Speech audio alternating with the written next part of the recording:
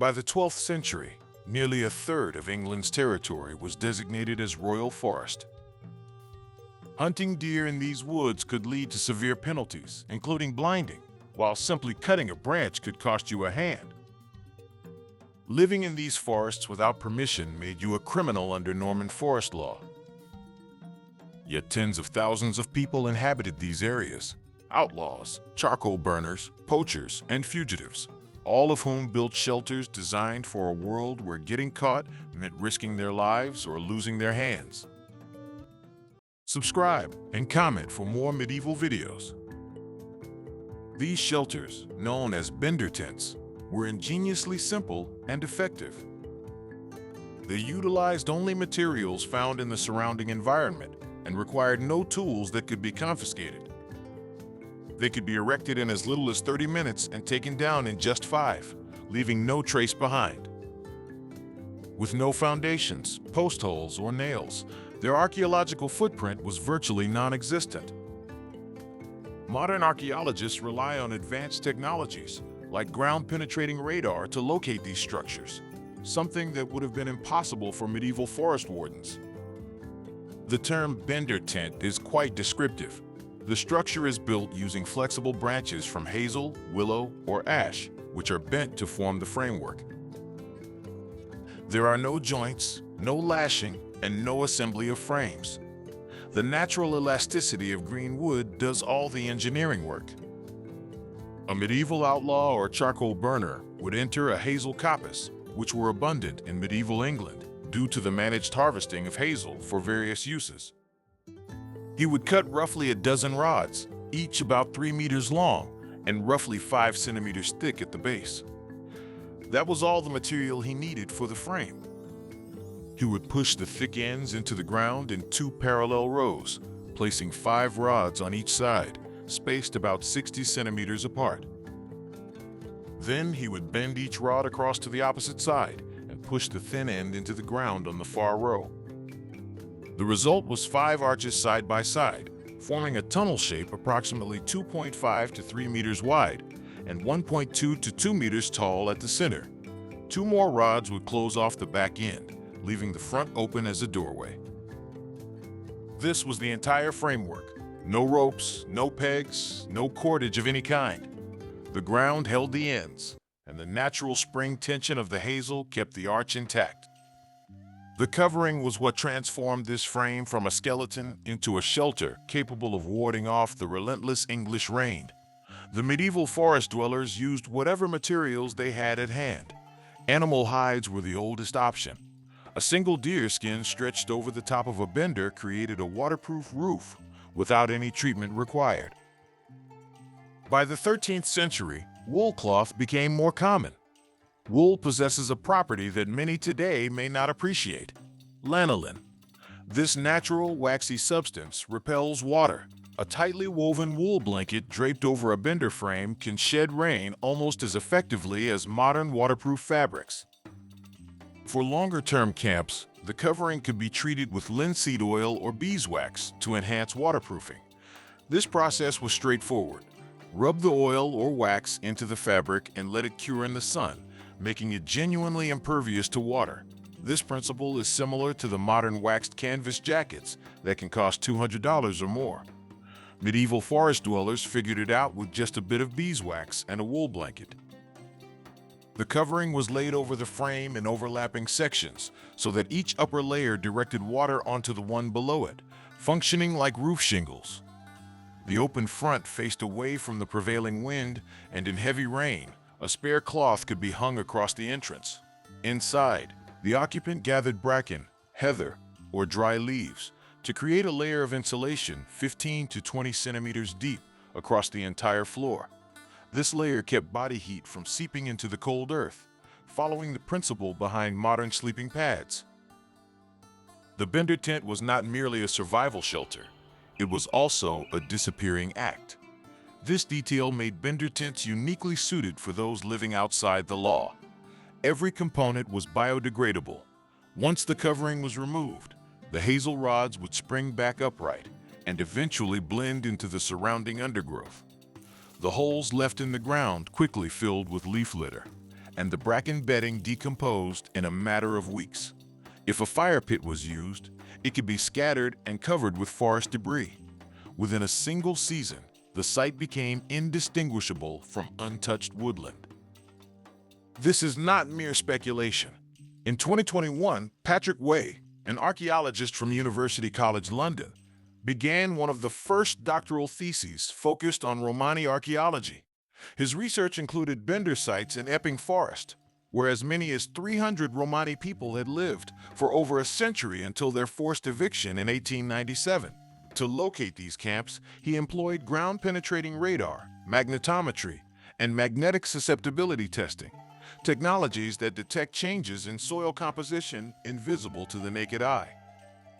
The hard-packed earth showed up on radar, and buried hearth remains registered on magnetometry scans.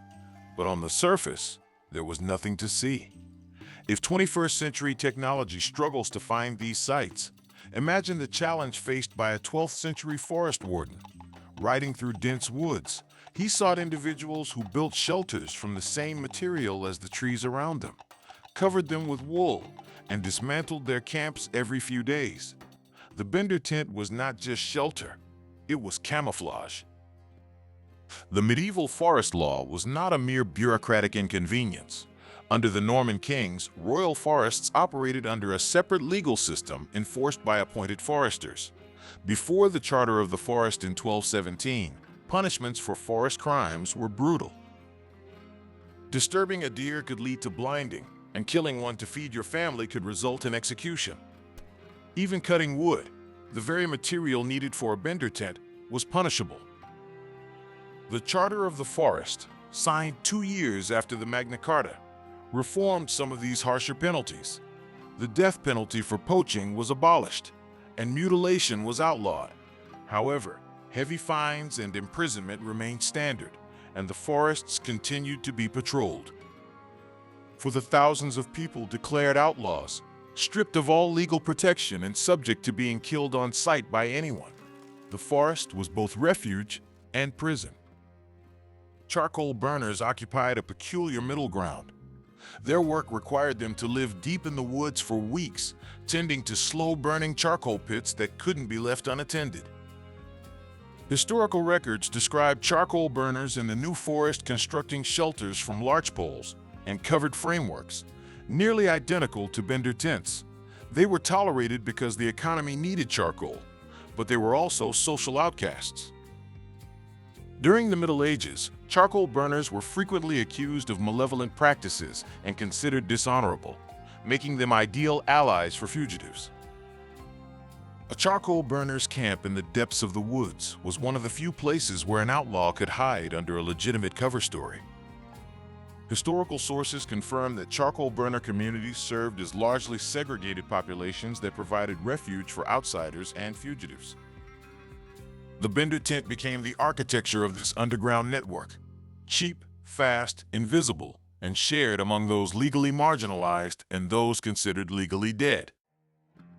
The most famous charcoal burner in English history was a man named Paris, who, in the year 1100, found the body of King William II in the New Forest after the king was killed by an arrow during a hunt. Paris loaded the body into his cart and transported it to Winchester. A charcoal burner living in a temporary shelter was the first person to discover a dead king, emphasizing how deeply these individuals lived in the forest. With such an effective shelter that could be built quickly using free materials, why has the Bender tent vanished from public knowledge? Part of the answer lies in social prejudice. The Bender tent survived longest among Romani communities, who continued to build them well into the 20th century. At Thorny Hill and the New Forest, nearly 400 Romani people lived in Bender tents and tin shacks through the 1930s. They were subject to forest bylaws prohibiting fixed floors in their dwellings, rules designed specifically to keep their homes temporary and removable. A single water tap served the entire community. By 1942, the population had declined to 161. By the 1960s, prefabricated houses began replacing the Bender tents.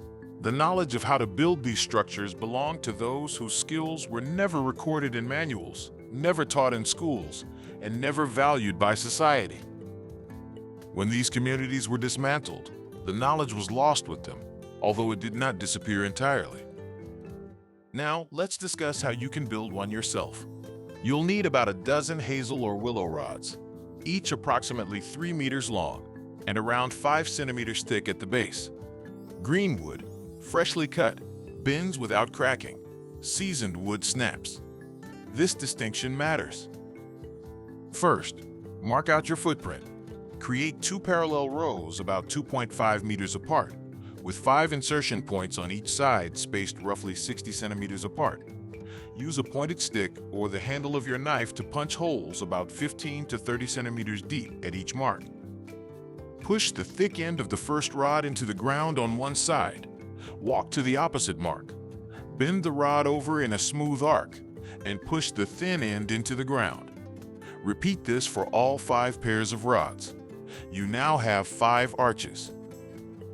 Next, add 2 more rods to close the back end by pushing them into the ground at the corners and bending them to meet at the center. For the covering, use a wool blanket, a canvas tarp, or for maximum waterproofing, waxed canvas. Lay the covering over the frame, starting at the back and working forward, ensuring that each section overlaps the previous one by at least 15 centimeters. Secure the edges with rocks or logs at the base. No stakes are needed. Gather bracken, dry leaves, or pine needles and pile them at least 15 centimeters deep across the entire interior. This will serve as your insulation. Without it, the cold ground will drain your body heat, no matter how effective your covering is. Orient the open end away from the prevailing wind, and if rain is expected from that direction, hang a cloth across the doorway. Your first attempt will take about an hour. By your 3rd or 4th build, you will be under 30 minutes. A skilled builder can have this shelter standing and weatherproof before a modern backpacker finishes unpacking their tent. The Bender tent is not simply a relic of the past. It is a functional shelter design that has outlasted empires, survived harsh laws, and provided refuge for countless communities over the centuries. The medieval outlaw who constructed one didn't rely on a survival manual. He drew upon knowledge passed down through generations among people who lived closely with the land. This knowledge was never documented because it belonged to those who were never invited to write anything down. The charcoal burners, Romani families, and fugitives. These were the lives' history often overlooked. Now, you have this information. If you found this valuable, consider liking and subscribing. It helps us share this forgotten knowledge with builders, campers, and anyone who believes that a shelter shouldn't cost $300 and end up in a landfill. Leave a comment to let us know if you've ever built a Bender tent, or if you're planning to try one this season.